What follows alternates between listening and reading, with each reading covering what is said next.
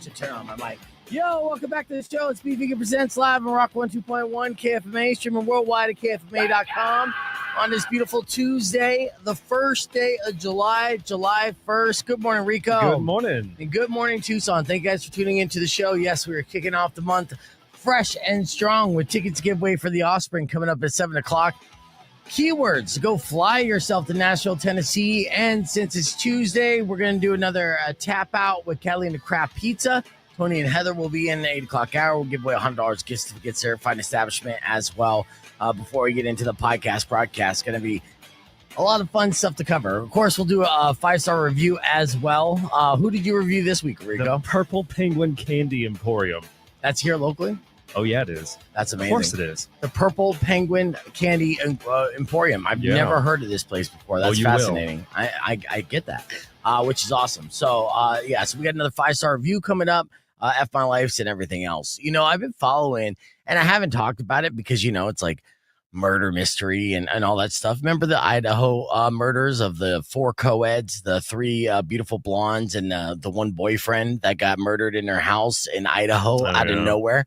Yeah. Now that case, of course, got nationwide attention. And, you know, within like a couple weeks after, you know, the FBI got involved, they were able to arrest a suspect. His name was Brian Kohberger, right? And there's been a trial going on here for the past few months. Now, I haven't been given updates on the trial because, you know, these kind of trials are very slow moving. And, you know, the revelations are, you know, minimal ones that kind of pop up. But here's what we did know. You know, Brian had a PhD in criminology. He was a student and also a teacher's assistant, and he was fascinated by that world. And he attempted to pull off the perfect crime. He was obsessed with it, in fact, actually. And he found his victims at a pool party one day, and then stalked them online, and then was basically scoping out their house for about a month or two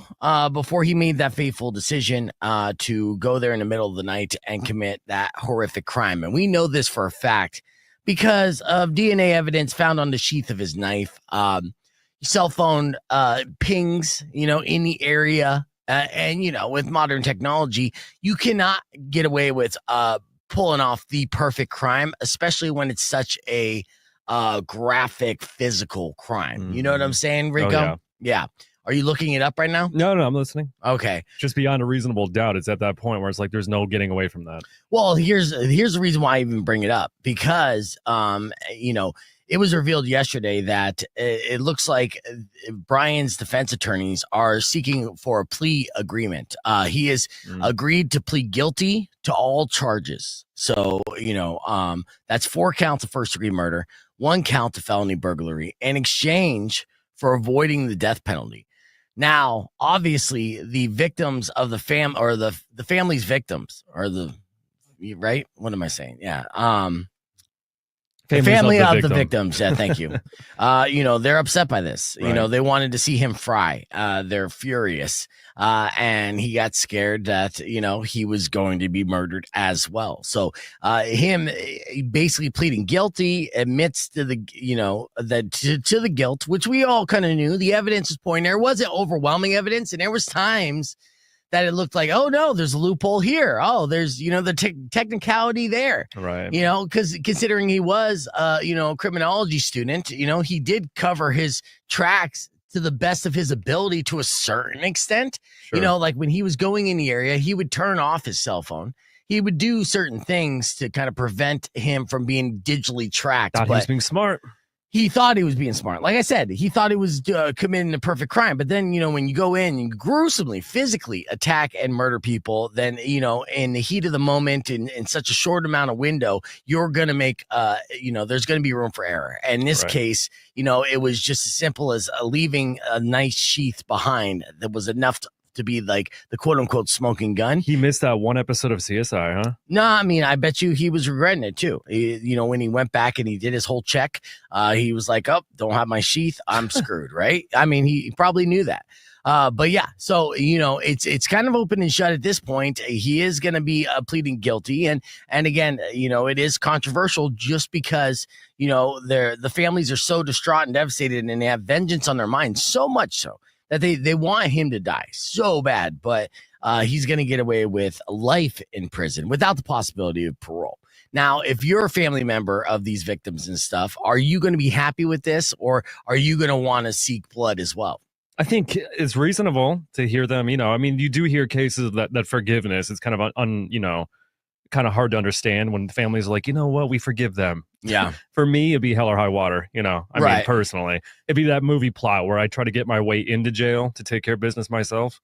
Right. Sort of thing. Yeah. You're like, I'm going to commit a crime and maximum security just for like 5 years. I'll spend 4.5 years just waiting my time and then, commit the perfect crime myself. Mm-hmm. Now, as he goes into prison, even though he's a psychopath, there's a good chance that he'll end up, going the route of Dahmer. Eventually prison's a very dangerous place, and you don't have an advantage like sneaking through the night like he did on that. But anyways, it puts an emotional end to a very long running, American crime story, which is very unfortunate. And of course, at the end of the day, it took away 4, lives of very young, promising, Americans who, they were just living their best life. Very, very weird. There's going to be movies about it for sure. There's definitely already a Netflix documentary or 2 on this case, but now they could put a bow on it. And so as I was following it, it's good to finally, move past it, and that's what we're doing here today. All right, we got a lot to talk about today, including some celebrity beefs of the week. We got Rosie O'Donnell versus Oprah. We got Musk versus Trump. We have a lot going on, plus Morning Morons, and of course the tickets to give away for the Offspring at 7:10 this morning. So keep it right here. Coming up next, right after Pantera, is your Morning Moron. It's Rock 102.1 KFMA, but you know the name of the show, Tucson. Let's go. All right, welcome back to the podcast broadcast. We are live now. Please welcome DJ Serpent in the building. We got Hector hanging out with Maury.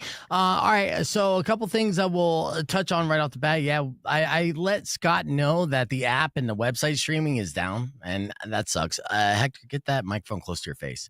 Yeah. And let people hear your voice, man. All right. Here we are.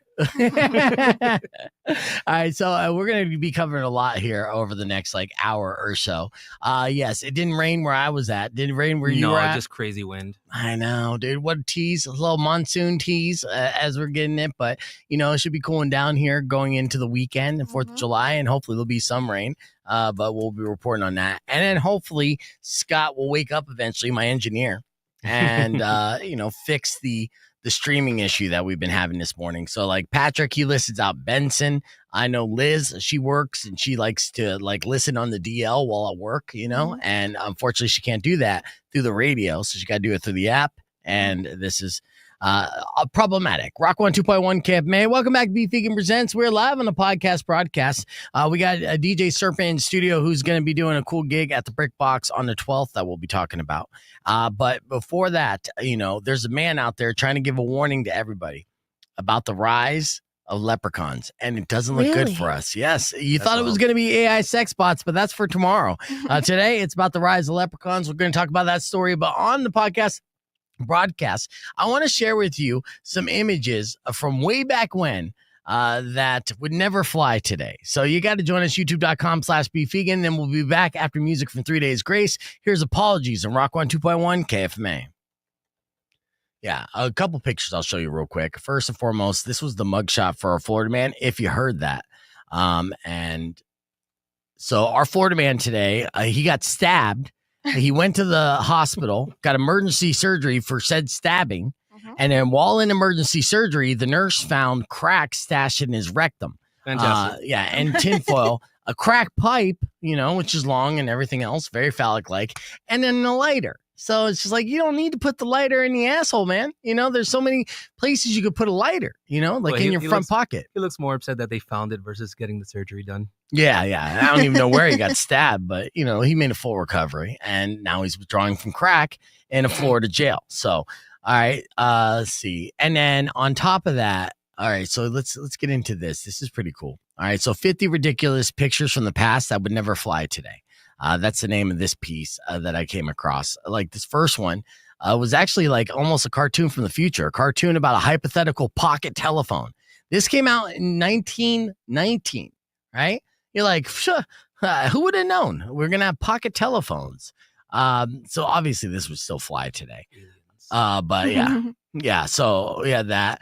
Ella Fitzgerald arrested after singing to an integrated audience in 1955. That's a bummer. You know who Joan Trumpeter Mulholland was? Neither do I. Nope. Okay. Oh, menswear from JCPenney's catalog. Yeah, get it. Would you rock that today? Yeah. Absolutely. Why not? Yeah. Yeah, let the just hang down the leg. I don't know if you could pull it off, Serpent. Are you wearing like a Prince necklace? Is that the Prince symbol? No, this is a family crest. Oh, it's family crest? Yes. It's legitimate. Hold it up. So a legitimate family crest of your family. Yes. Okay. I like that. How long has it been in your family, the crest? So the crest was created back in the 90s. Okay. Well, Yeah, so it's fairly new. That's crazy. I didn't know that you could make a family crest in modern day. I mean, you can make anything you want. Well, yeah, okay, and that's I respect that, but yeah, like you could create a family crest in the 90s. Yes. What would yours look like? Oh no, I'm gonna have AI do it right now. Yeah. In fact, actually, yeah. All right, let's see. Let's see what mine would look like. And what about you? Do you have an idea? I mean, I'm liking that one. All right, make me a family crest based off of what you know. I mean, ChatGPT doesn't know my family. I keep that off the grid. But it does know me. So based off of what you know about me. So maybe I could start my own family crest. I'm gonna give a straight jacket. That's potential. Yeah. And speak up when you're speaking into the mic here. My apologies. That's all right. We got a newbie in studio with DJ Serpent. Yeah, we're live on Rock 102.1 KFMA. You don't have to put on your sexy voice, Serpent. You just got to project, and maybe that voice will be sexy. I know that your daughter is recognizing your voice on the radio, so yeah, so that's good. Yeah. All right. So give me that normal Serpent voice. This is the normal Serpent voice. Yeah, seriously. Okay. Like, no, I know. I talked to you in person. I know it's that. All right. So, DJ Serpent just showed me his necklace, and I was like, "Is that the Prince symbol? You know, the insignia thing?" And he's like, "No, this is my family crest." And I immediately assume, okay, this must go back hundreds of years. Tell me the story about your family crest. And he's like, yeah, my family came up with it in the 90s. And I'm like, what? Yeah, absolutely. Yeah, which basically looks like an axe and a knife. It looks like kind of like a Coke spoon. It's a mix of everything. Well, if you flip it back, that's where the Coke goes. Okay, that's nice. Yeah, so tell me the story of the family crest. Who came up with the idea to create a family crest? My father, Vincent. My pops. Nice. All right. And then what did he tell you about the crest? Well, him being part of like the goth and fetish community and everything in New York, and he was just very creative, and he was like, you know what, I want to make a symbol that represents us. Yeah. So are you a second generation goth then? Or third generation? Well, I would say like I'm second. Okay, second generation. Yeah. And then you're trying to raise your daughter to be a third generation goth? Oh, absolutely. All right. So how do you raise a toddler goth? What do you do? Is it just dress all black? Well, she already does that naturally. Okay. She likes, but she also likes her pastels. Yes. So, little girl. No, but I actually, I play all types of music before she was born. Yeah. So everything from industrial to trance. Put the headphones on the belly. Absolutely. Yeah. I try to do that too. Try to make my she'll daughter sing hip. to aesthetic perfection in the car if I play it. Okay, nice. All right. Did you try to do any musical training with your kids to try to make them a certain way? I still do, right? I still put on the heavy stuff, the metal stuff, and I see them. There's seeds planting, but then my one son likes hip hop. Yeah. And you're just like, oh, you're not my son. It's so funny, too, because, Mari doesn't look like a metalhead, but she very much is, right? And so, it's always constantly like, they're probably confused. They're like, Mommy, I thought you want Starbucks. And you're like, no, I want the blood of Satan. My family crest is not looking that good from the AI that I'm making up right now, but it looks a little too... Saved by the Bell-ish to me, but we'll reveal that on the podcast broadcast.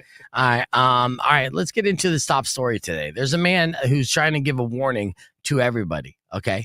And that is that leprechauns are, this is a quote, dangerous fairies that have gone bad. Yes, this is something that this man is saying. His name is Johnny Turnip. That's his real name. All right. And he is claiming, and he's from Wales. So they know a thing or two about leprechauns in Wales. No relations to Patches from the other day? No, yeah. That's a different person. That was an American. You know, the Patches, McMagic Beans was an American who took too many mushrooms and got into a car accident. But no, Johnny Turnip is a man from Wales. A curious man who's a paranormal investigator with a long, rich history of having strong opinions about things that most of us might dismiss as folklore, like leprechauns. But, you know, a lot of times a little bit of folk goes a long way in reality. You know, sometimes these stories are kind of based on reality and then they get spun into tales and then we just write them off. Like, there might have been dragons for real. Do you believe that dragons could have been a species that existed a long time ago? Sure, even unicorns. Okay, yes. What about hobbits? I'd buy it.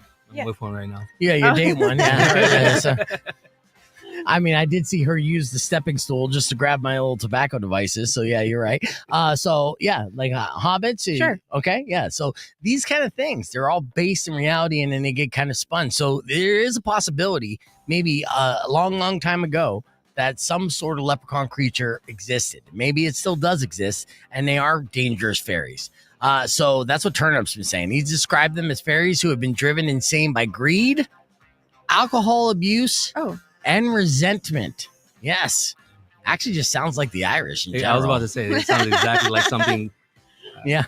Well, but what about the pot of gold, though? Aren't they like generous? No. Are you kidding me? Do you know anybody who has actually been able to keep the pot of gold at the end of the rainbow? I mean, we learned what happens with Leprechaun. Yeah, the movie. Right? Exactly. Yeah. They'll eat your face. The ones from space?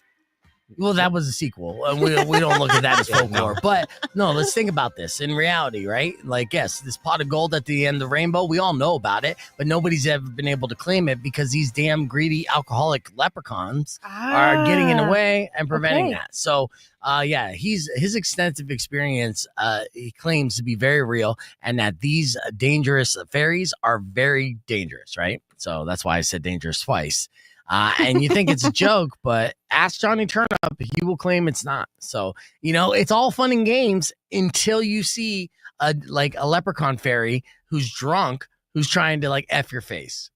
And then you're going to be like, I should have listened to Johnny Turnip. All right. So I'm just sharing don't shoot the messenger. I'm just sharing the information with you right Really now. Noted. Yeah. Noted. This is legit news.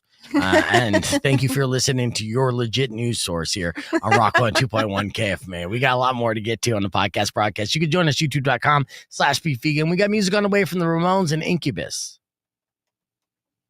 Yeah, I was holding on to that all week. No. The leprechaun story.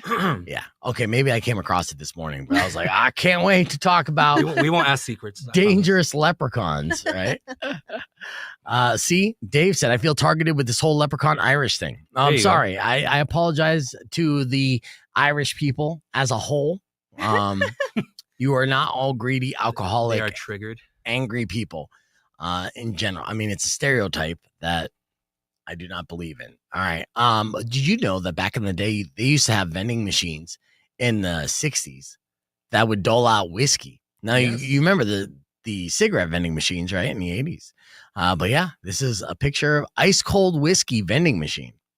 I say we bring that back. Ice cold? Yeah. Give it chilled. Well, we kind of do have it, like the Fireball shooter, like those machines that have Fireball and they pour it out cold. It's kind of the same thing, but now we have it in personal bars and bars everywhere. What's up, Andrew? Good to see you. Let's see. And then there's another image. This seemed like a bad idea at the time. And after like a couple guys' testicles ruptured, they made these illegal. They're shoes with spurs for protection. That should come back. I don't like your smile. I know a couple of guys who would like that for other reasons, but yeah. That's in the goth community. That's weird. But look at the smile on her face when you're like, I'd rock those. Little nut puncturers. Oh, Not cool. Don't mess with me. Not cool. All right. And let's see. Finally, you want to see what a futuristic baby stroller from the 1950s looked like? Yep. See how close they nailed it? Boom. It's like the Jetsons. Oh, that's so cool. That is really cool. I know. It's not bad. How old's your daughter? She's 6. Oh, 6. That's my son's 6. He just turned 6. That's a good age. That is a good age. I would have loved this thing though, to rock him as a baby in that. Oh yeah, definitely. let's try to find one online. A little retrofit. With that, let's hit the reset real quick. Earlier this morning, we did a Morning Moron going into Rico's 5-star review. Both were really good. In case you missed it, one little something like this. Check it out.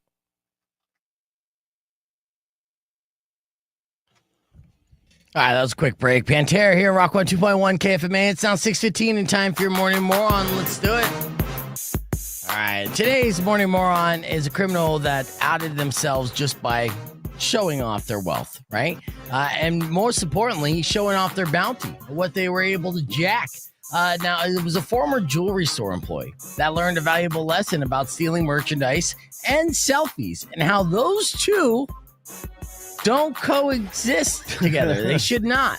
Her name was Lucy Roberts, and she was just sentenced to 28 months in prison after being convicted of stealing more than $137,000 worth of diamonds, silver, gold, and bespoke jewelry from the Daniel Draper store she managed over the course of just more than a year. So just wow, you're going through like inventory check. Yeah. Another $10,000 diamond necklace is missing, huh? Those damn criminals. COVID, whatever. It's those tariffs, I'm telling you. Yeah. I mean, there's so many excuses. The fact that she's able to get away with it for over a year. If you're a jewelry store owner and one $10,000 diamond necklace goes missing, are you firing said employee? Yes. Easy, right? Yeah. Now, of course, she had a strong denial game. In fact, actually, they could have called her Danielle Denial Draper. Yeah, the triple D. DDD. Yeah. Now, she was arrested at the airport after she returned from a cruise. When she was on a cruise, she was taking multiple selfies, posting to social media, showing off her best life. # YOLO. # stolen goods. # wearing everything I stole from my former employer in all of the photos that I'm posting while on this cruise. Why is it so hard not to take selfies for these people? Yeah, dude. My God. Yeah, even if it wasn't a selfie and you're like, excuse me, can you take a picture of me wearing all these felonies? Yeah. And it's a cruise too, so it's like, you could be in a bathing suit. You don't have to wear the expensive stuff during that, right? Right. Anyway, she did. She wanted to flex, show everything off, and she was flaunting those stolen goods. And her former coworkers, who were still friends with her on social media, then alerted authorities who were waiting for her when she returned home from her cruise. Of course, all of the evidence is still on her person. So it seems like it was an open and shut case. Lucy Roberts is now in prison for not being able to show off her haul. Idiot. Rather moron. Thank you. Sometimes you're like, why did you report on this person a Morning Moron? Other times you're just like, nailed it. Yep. Yes, 100%. Oh my God. Lucy Roberts is probably going to be the Morning Moron of the week for sure. But yeah, definitely don't do that. All right, let's hit the reset. When we come back, my good friend Rico visits various establishments throughout the old Pueblo. He has another pleasurable experience he would like to share with you in a 5-star review right after music for 3 Days Grace. It's Rock 102.1 KFMA. Mayday and Rock 102.1 KFMA. Every now and then, Rico comes across a business that I feel like it's just a made-up name, but then I'm shocked to find out that this is a real place here in the old Pueblo. And he goes around and visits various establishments throughout the old Pueblo. When he has a pleasurable experience, he immediately rushes to Google to leave a 5-star review, and you did that again this week, huh, Rico? Damn right. All right, what's the name of this place again? Purple Penguin's Candy Emporium. There's no way this could be real. Tell me all about it. Hidden gem. So as we get older, we're constantly searching for things to help rekindle our youth, things that remind us of the whimsical freedoms and carefree living that came at a young age. For me, since I'm old, that basically means returning to a time without internet or smartphones. And I'm sorry, but if I can't stare at a small screen in my palm and order patio furniture and wart cream and have it delivered same day, then I'm coming back to being current era adult. Ah, yes. There are still things we can do to keep the fire of youth inside us alive, though, like not paying taxes and drinking out of the hose. I would go to Disneyland, but without kids of my own, I'll be on Mickey's no-no list. Disney adults in general frighten me as much as sharks are falling into a volcano, so I'm better off just staying away from them. Yep. And sometimes I'm at a restaurant and the stuff off the kids' menu sounds better than the stuff on the adult menu. Like, yeah, I'd love a grilled cheese right now, but the guy eating filet mignon and drinking Chateau Margaux Cabernet Sauvignon would hastily judge me. I guess I want to go back to not caring what others think of me, too. You know, like a little kid hopped up on candy and making animal noises in public. And that's when I thought to myself, I haven't been one to indulge in candy for a good long while. Maybe once in a while I'll grab a Toblerone because if you eat triangle-shaped chocolates in front of your peers, they assume you have it together and probably have an impressive stock portfolio. If you eat Hershey's Squares, they assume you're stupid, ugly, and poor, which is mostly correct. But I told myself, hey, just for one day, go and bring the inner fat kid out to play. My eyes lit up when I saw a place called Purple Penguin Candy Emporium. What a cool name. First of all, it's too darn hot for a penguin, let alone a purple one, to just be wandering around. So points for absurdity. An emporium is a way cooler name than Willy Wonka's factory. When I walked towards the building, it was adorned in amazing front-facing decor and candy-themed cardboard cutouts. Candy for the eyes. Ooh. They even had one of Willy Wonka, Gene Wilder himself, right at the doorway.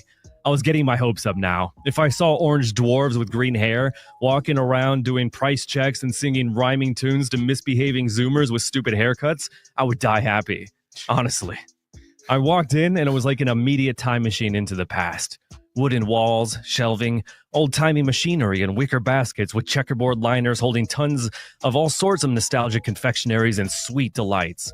Draped flags, old clocks, and knickknacks of a bygone era just spread all over. Suddenly, the heavenly sounds of a harp and angelic chimes came from the corner, and a loud poof echoed loudly as sugary smoke bomb made me jump out of fear. Out of the floating cotton candy clouds of mystery, an old-timey grandpa wearing suspenders and a skimmer hat appeared nodding at me and saying, "Well, hello there, my friend. Welcome to the Purple Penguin Emporium." No. Then, through the sugar mists, I swore I saw an Oompa Loompa riding a purple penguin across the store. I rubbed my eyes. I turned around in panic and disbelief as a bunch of overweight children in lederhosen peeked around the corners, pointing and giggling. Oh, no. "Oh, don't let them be a bother. Come, child," the man said. "Let me find you some candy." He seemed to be floating and held up different candies to entice my distinguished taste buds. "We have Zots, Cherry Mash, Abba Zaba, Saltwater Taffy, Daredevil Fruity Tootsie Twister. Ooh, how about some Fizzle Doodle Nubs to swallow down with a bottle of Jackson Hole Cherry Vanilla Soda?" Oh, Jesus. Then a 1920s phone began ringing close by. He said, "Excuse me, fine sir," and then poofed over to answer the phone. Suddenly, his voice became very grotesque, and in a low growl, he yelled, "I told you, no Sour Patch Kids!" Oh, Jesus. And then began breathing heavily. He hung up the phone, slowly turned and smiled, and I tossed him a quarter and said, "1 saltwater taffy to go, please." I grabbed one from the wicker basket and ran for the door as I heard his laughter echo through the building. "Come on back now." "Oh, I will, old-timer." Ed and Jim for sure. 5 sugar stars. Now, normally I believe every word in your 5-star reviews, but there's a lot here to unpack that it's hard to believe. Well, maybe you should go to Purple Penguin's Candy Emporium and see for yourself, beef. Did they respond to your 5-star review yet? Oh, he's scared to. Yeah, He won't. I cannot You won't, wait. old man. Yeah, well, make sure you do. All you have to do is Google the Purple Penguin Candy Emporium. And if you come across Rico's 5-star review, make sure you leave him a 5-star review as well. And try an Abba Zaba. Yeah, you're my only friend. All right, we're going to hit the reset. Be back with more right after this. This is Rock 102.1 KFMA.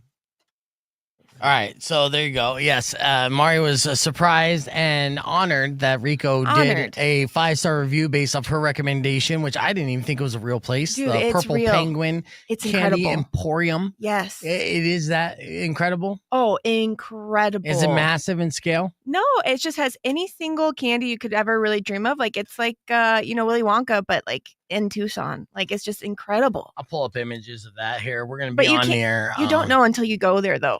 Like, I drove by it so many times and I was like, man, this is just some random place. And I went actually to the place and I stepped inside. I was like, wow. Yeah, but you can show like images. I mean, oops, nope. Actually, damn it. It just went Purple Penguin. There you go. There we go. All right. Yeah, I mean, it does look like a little Willy Wonka type of chocolate factory here. Let's see. I'll share the screen. Have you guys been? How many people have been to the Purple Penguin Candy Emporium? It does pretty much have everything, it looks like. Mm-hmm. Oh, yeah, I've been there. You have? Yeah. See, I never. You got to. Yep, I mean, if you have a kid, the soda is great. Oh, yeah, soda. Any, like, pickle soda, bacon soda, like, any sort of soda you want. Like, yeah, it's incredible. Yeah, brought to you by Cavities. Yeah, it looks like this old man's been doing this, Yeah. Penguin Emporium his He's entire life. Yeah, since, wow. Some things are so uniquely Tucson, like a mom and pop shop like this that has like so much personality and so niche. Yeah, that's what we got here. So right by Reed Park. Yep. Beautiful. All right. I'll show you what my family crest would look like real quick. And then we'll get into, which is not that good of a family crest. I'll be honest with you. Bring it. There it is. So Rock 1 2.1 KF, man. Welcome back to Beef Vegan Presents. I know it doesn't even look like a crest, Mari. That's boring. It's boring. It's too neon colory. Yeah, why? The taco's about. Well, I love tacos. A microphone through the taco. So, I mean, I said, for based on what ChatGPT knows about me, to make me a family crest. I don't think I would rock this as a necklace. And yeah, the wolf, I do not identify with the wolf. I'm sorry. I just don't. You're a loner. No, I'm not a loner. In fact, actually, I run into packs, and and I'm a gang leader, if anything. You know what I mean? All right. So here we got DJ Serpent in studio. Let's get to know you real quick. Here's Club Random. Okay, I know that you're a club DJ. You get into the goth music. You got an event at BrickBox happening on July 12th, and is that going to be like a free for all kind of thing? You show up, or is there going to be a cover at the door? So there's going to be a cover at the door. It's going to be $5. Okay. Yeah, that's good for a good dance party night on July 12th. But okay, so let's get to know DJ Serpent, who's always on the stream here. I'm just going to ask you a bunch of random questions. Give me the first question that comes, or the first answer that comes to your mind. Perfect. All right, what's the weirdest thing you'd do for a year of free rent? Year of free rent? Anything involving a coffin. Oh. Okay, anything involving a coffin. All right. Give me another example of what you would do with a coffin. Oh, easy. Parties back in the day called Hidden Shadows. We used to get down in the coffin. Didn't matter who it was. He's super goth. Okay. If your iPhone battery decided your mood for the day, what would your vibe at 12% be? Fucking dead. Oh, oops, sorry. Yeah. I gotta hit that one. That's right. Just on stream. Yeah, just dead. Yeah, okay. All right. Dead. All right. What's something you thought only happened in movies until it happened to you? Oh, walking zombies. Where I used to live at, the hospital used to have people that did the lithium shuffle. The lithium shuffle, huh? Yeah. So they would look like walking zombies, huh? Absolutely. Think George A. Romero's Night of the Living Dead type shuffle. Was that in New York? New York. Okay, yeah. So, of course. Yeah. So were they doing like trank or whatever it's called? No, it was lithium. Oh, lithium. Lithium. Yeah, that's why it's called the shuffle. So they just kind of side to side like little penguins and stuff. And that's how they would move along down the street. Absolutely. Wow. Yeah, that sucks. It's almost like the methane out here. All right. Yeah. All right. If you got arrested, what would your friends assume it was for? They would have no idea, but it'll probably be for assault and battery. Okay. Salt and batter. Oh, damn. That sounds like a threat there, Mari. Be careful with the crazy eye. He'll eat you. Mari would beat the crap out of me. Yeah. I have my spiky shoes. All right. Let's see. What's the most embarrassing thing you still can't do as an adult? So actually, I don't get embarrassed very easily. So no, I know. But what's the embarrassing thing you still can't do? So you're embarrassed that you can't do this thing as an adult. Oh, damn, that is a tough one. I know. Yeah, because even as a kid, I wasn't embarrassed about doing anything. Nothing. Is there any skill set that you still can't do as an adult that you might be embarrassed about? Do you know how to roller skate? I do know how to roller skate. I know how to skateboard. I know how to bike, BMX. Okay. But I would say trying to go down a ramp on rollerblades, I would never do that again. What about drive stick? I don't know how to drive stick. I knew you wouldn't know how to drive stick. New Yorkers. You know what I'm saying? So that should be embarrassing. That's a man card thing if you grew up in the West, right? Because everyone had cars. But yeah. Public transit is life. Yeah, I rode the Iron Horse. Yeah, I get it. So I'll give you a pass. All right. But if you grew up in Arizona, you should and would be embarrassed if you didn't know how to drive stick. Do you know how to drive stick, Mari? Nope. That's a hard no, huh? Yeah. Yeah. All right. Real quick survey on the stream. How many of you know how to drive stick? Let me know in the comments. All right. If your life had a Yelp review, what would it say?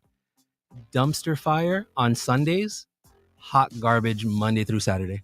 Nice. Yeah. That's a good advertising right there. Mm-hmm. Absolutely. Yeah. And you know exactly what you're gonna get with that. All right. Let's see. What's your most unpopular food opinion that would get you banned from Thanksgiving? Oh, potato salad does not have eggs in it. It should never have eggs in it.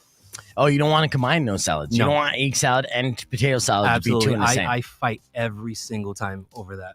That's fair. You know, I'm an egg salad fan, not a potato salad fan. So I would be upset if there was potato salad in my egg salad, right? No, Yeah, okay. I disagree. I think they're delicious together. All right, we're going to fight. Yeah. Salt battery. There goes that charge. All right.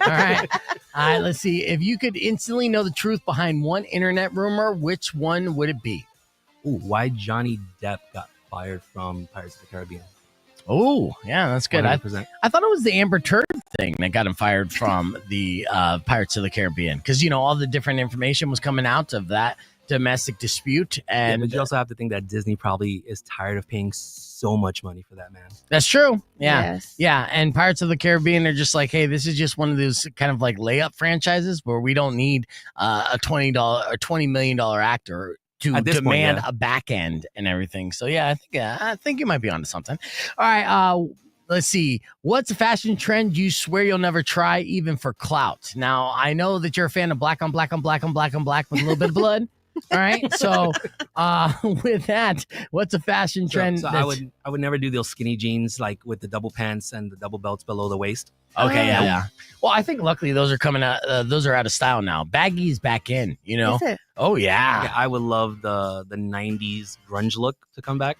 That's my bread and butter right Jinko there. Getting there. Yeah. Absolutely. I had like a couple of pairs. Yeah, no, those are coming back. And you could tell if it's a full-blown trend that's come back. Honestly, well, first off, high schoolers, and my kid's been all over that for a while, but the WNBA, right? So I watched Caitlin Clark and her two like blonde bodyguards that are players on the team as well. They were walking before the game, kind of walking into the locker room, and the way they were dressed, you know, the WNBA right now especially is very chic in their style.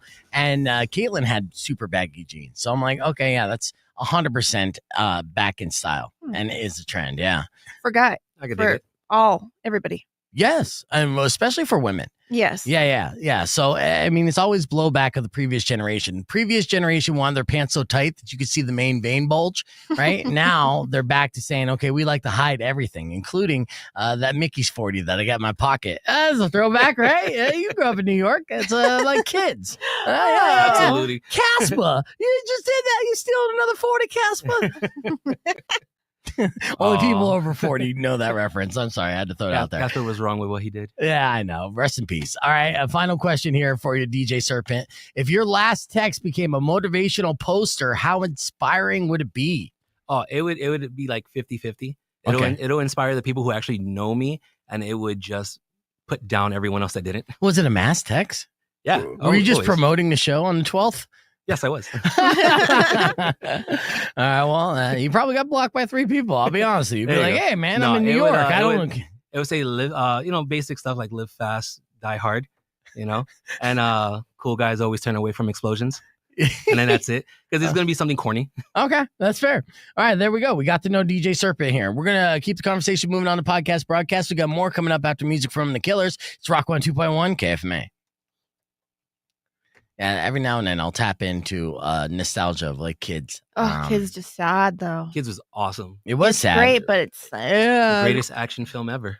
Action? Yeah, it was a romance, drama, desire.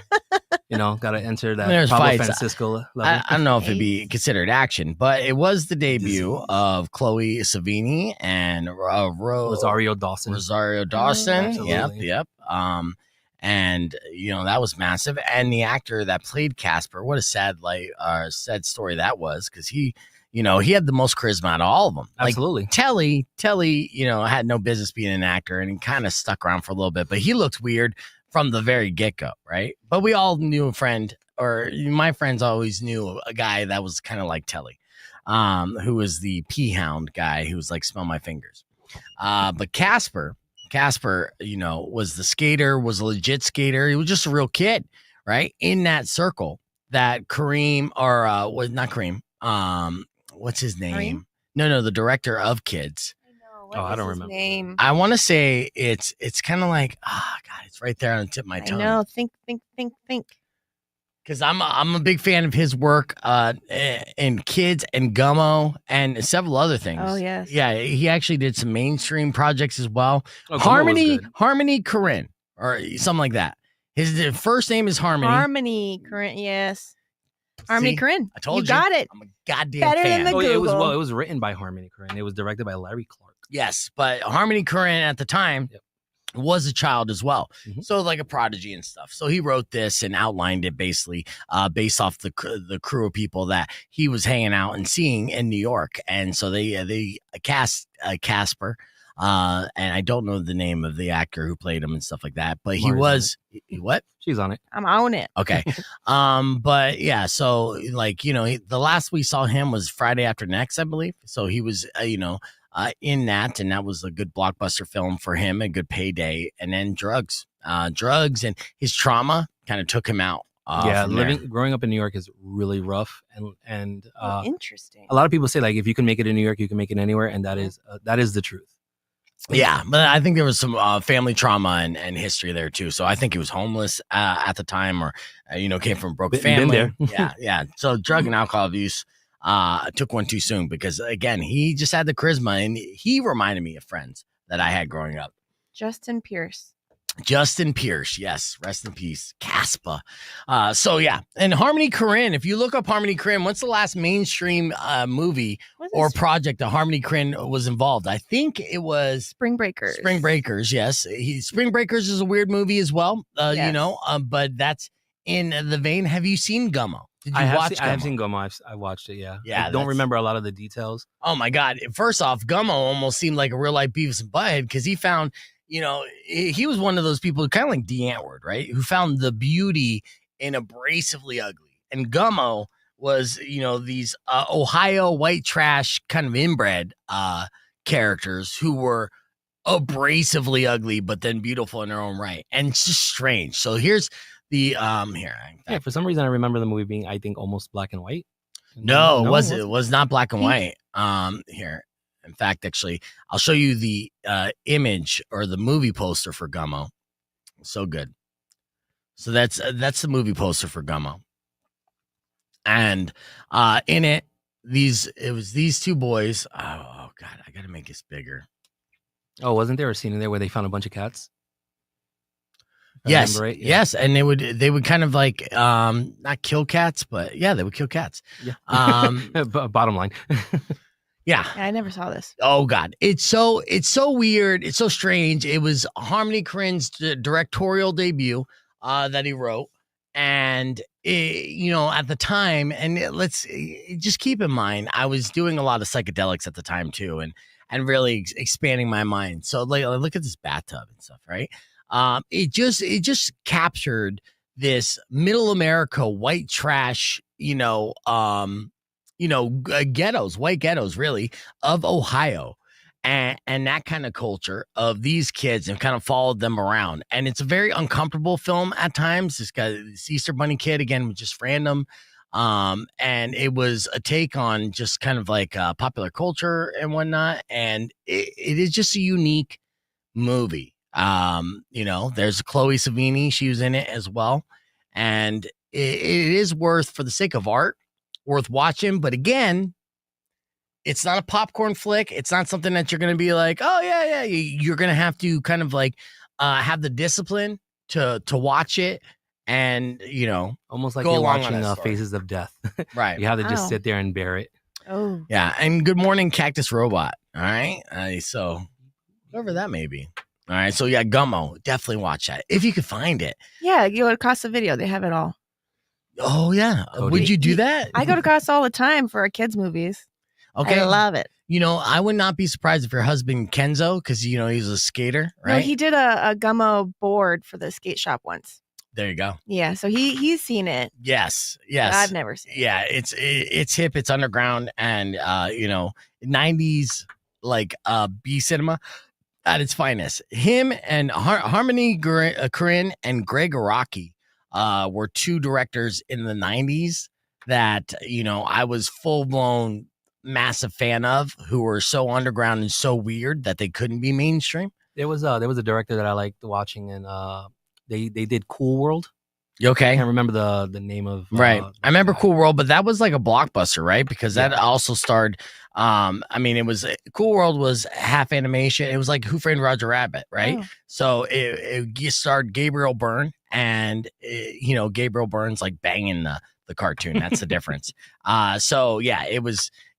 That whole thing. But I remember the press leading up to Cool World being released. It was a big deal. And it kind of flopped at the box office, though. It did, but I think it got a cult following afterwards. Oh, yeah. Has to.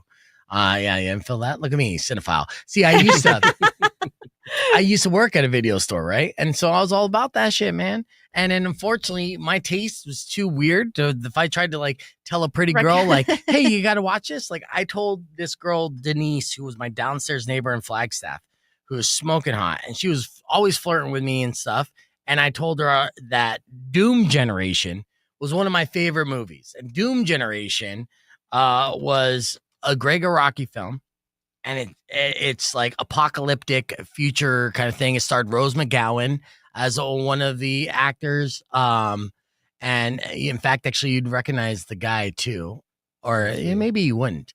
Here's Doom Generation. Check this out. Did you ever see the movie Brazil? I did. No. Yeah. I did. So if you like gore flicks and stuff like that, that's perfect. Right. It was like my hipster movie back in the day. Okay. Like, I've seen Brazil. Okay, yeah. So this is Doom Generation here.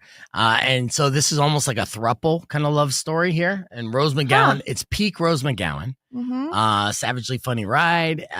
Super. It was a fun film, but it definitely pushed the envelope in many different ways when it came to sex and violence. And nowhere was the follow up of Greg Araki. Not as good, not as memorable, but.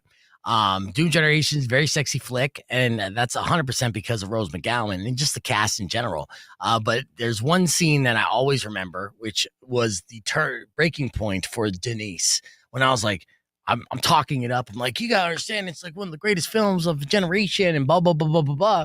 So she's taking my word for it.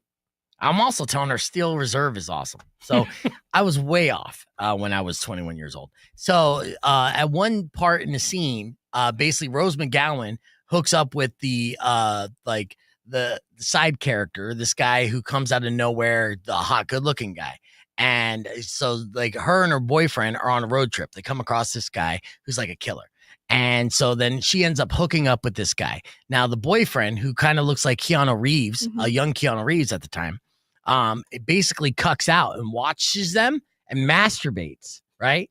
And then, and I'll probably get kicked off YouTube for even describing this, then licks the mess off of his hand. Oh, that's horrible. Huh. Yeah.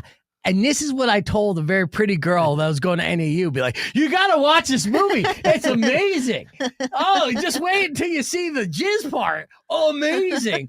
5 out of 5 stars, man. No, I recommended a movie called The Serbian Film to some people before.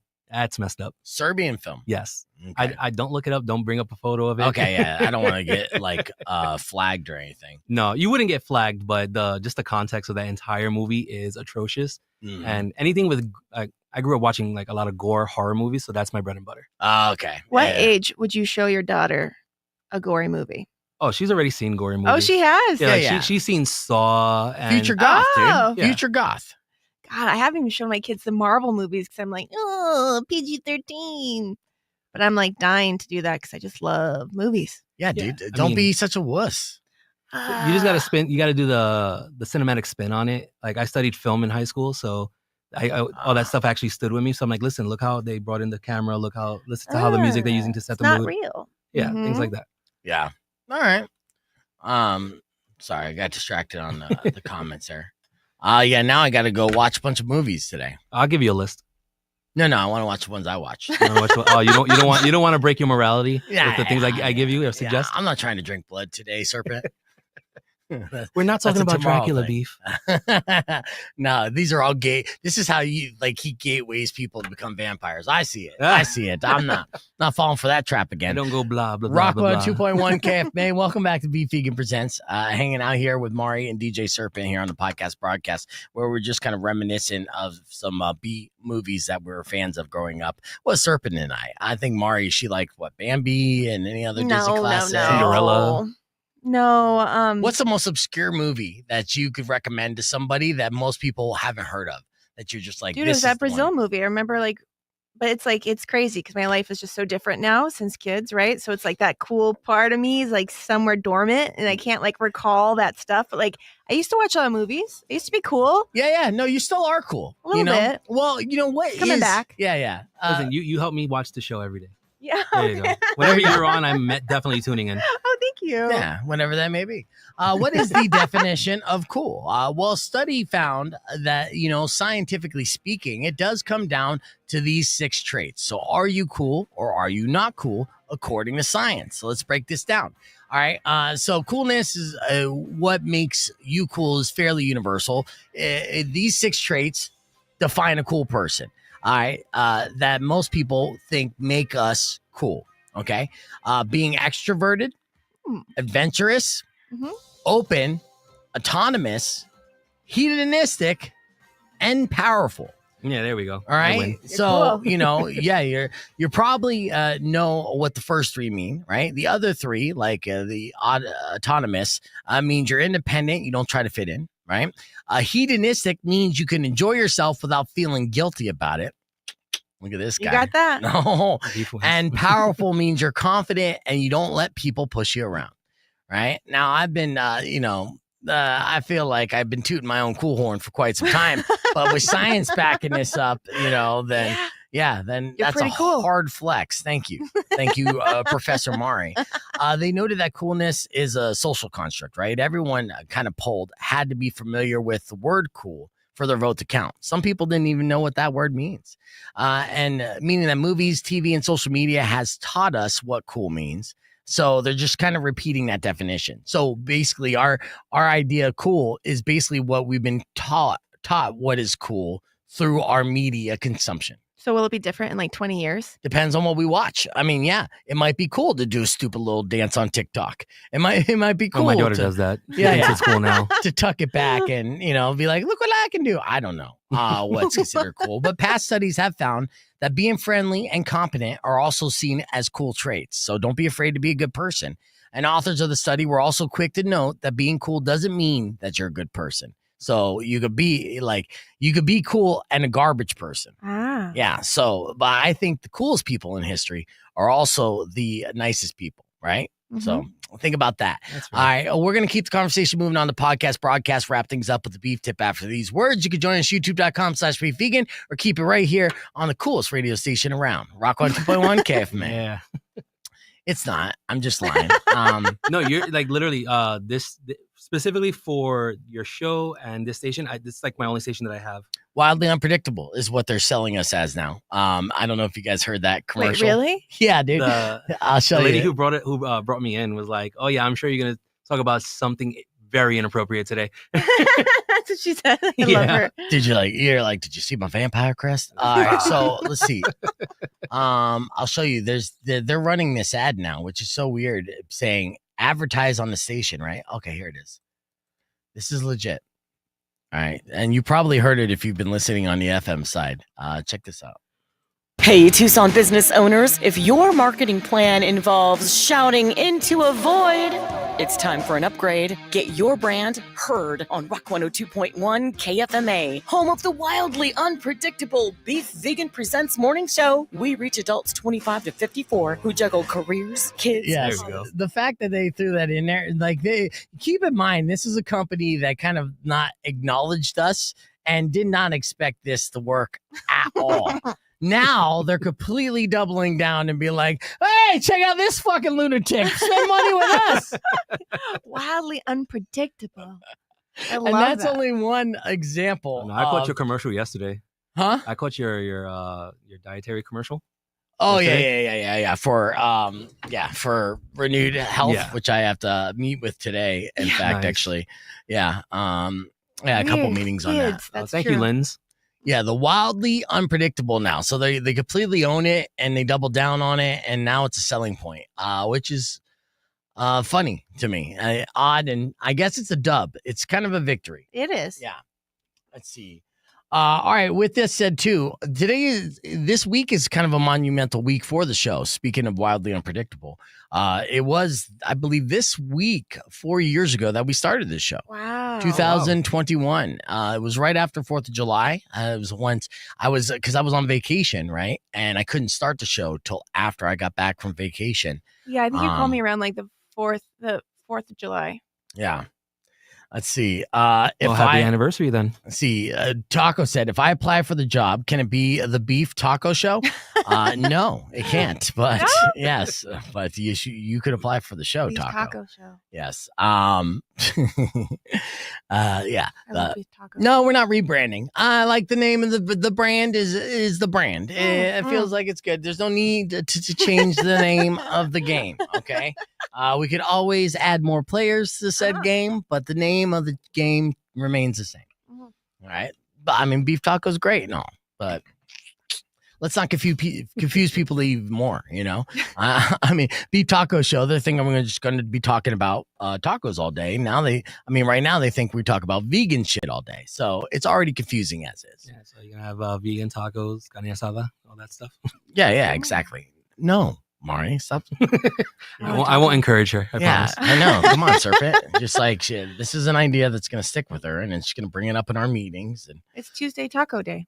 It is Taco Tuesday for sure. Let's see. Can we have vegan tacos? Yes, we can. They're called calabacitas, and they're delicious.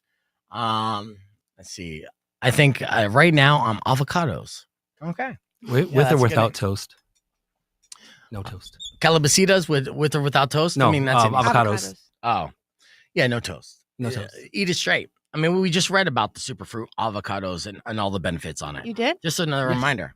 Avocados from Puerto Rico are the best. They're actually also the largest avocados you can purchase. Really? Yes. The jumbo ones? Yeah, they're about the size of your bottle. Here's a fun fact. Yeah, they're not even avocados. They're plantains. No, that's a banana. I know, I'm just fucking around. Yes. I was like, they're so big, they look like bananas, but they're not. And you fry them and they're delicious. That's sweet bananas, yes. Plátano maduro. Mm-hmm. See, I know my culinary. Yes, you do. Yes. And I know my B movie directors, Rock 102.1 KFMA, and I know what it takes to be cool. So these are the three things that I know. That's it.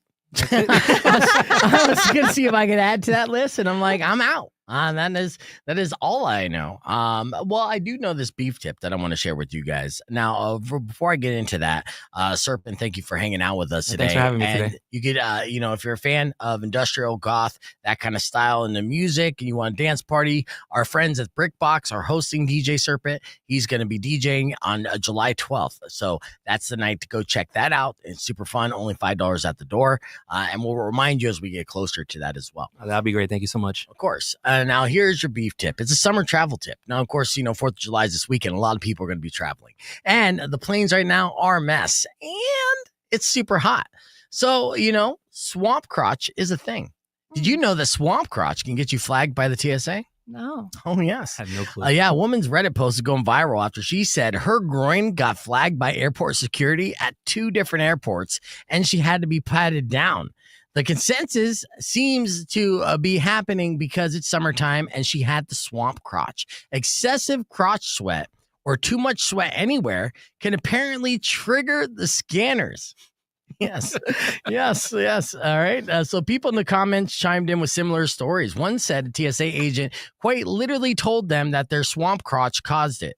And there's a book called 101 Pat Downs, an undercover look at airport security and TSA. And the author is a professor at Cal State Sacramento. And she recently told Reader's Digest that sweat really can set off the machines.